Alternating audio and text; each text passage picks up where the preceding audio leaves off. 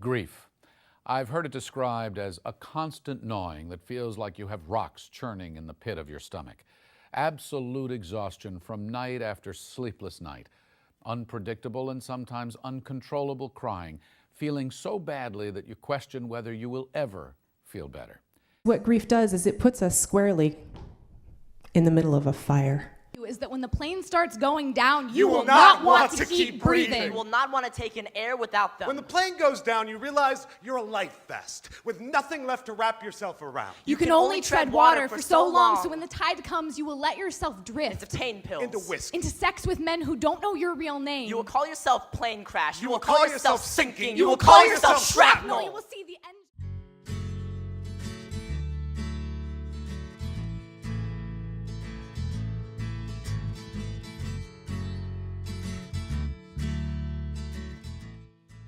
A week and a half before my 15th birthday, I lost my mom to cancer. Like Oscar, I've had to deal with and continue to deal with the grief of losing a parent. Reading the book, I identified a lot with what the main characters felt in the face of loss. Grandma's reaction to receiving the news about her son's death exemplifies the shock associated with the initial stage of grief. These feelings aren't permanent, but the raw pain of learning about the death of a loved one is often so huge that the only way to express it is through physical means, like slamming your fists on the ground. Okay, so in grief, you're going to meet hate, you're going to meet anger. When traumatic events happen to children, it's very hard to process.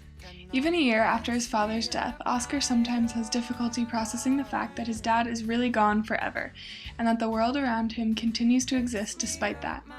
This confusion often turns into anger, and is shown through this violent fantasy he has during his play. You're going to meet emotional pain, you're going to meet rage, you're going to meet terror. Here we can see that Oscar's loss also results in fear and psychological pain, with his nightmares. This quote is important because it shows the extent of Oscar's fear. It's so large that it affects him even when he's unconscious. If you get through that, you're probably going to feel torn to pieces. This conversation between Oscar and his mother demonstrates the depression piece of loss. Oscar truly believes, because of what happened to him, that nothing will ever be good again. This is a familiar feeling for those of us who have gone through the first weeks and months without a loved one. You might feel crazy.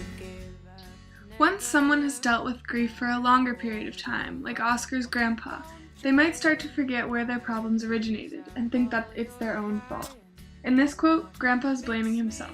You might end up in a total emotional abyss. You're probably very likely to end up in an emotional abyss. The feeling of grief is huge, and for young people forced to face it, it is overwhelming to say the least. The image of a huge black ocean or deep space symbolize how Oscar feels hopelessly lost in his grief. In the end, each of the characters has made tiny steps toward recovery. Grandma has let Grandpa back into her life, Grandpa buries his letters to his son, and Oscar tells his mother that it's okay if she loves someone else. They're tiny steps, but the reader can see that through them, the characters are moving toward personal growth or development.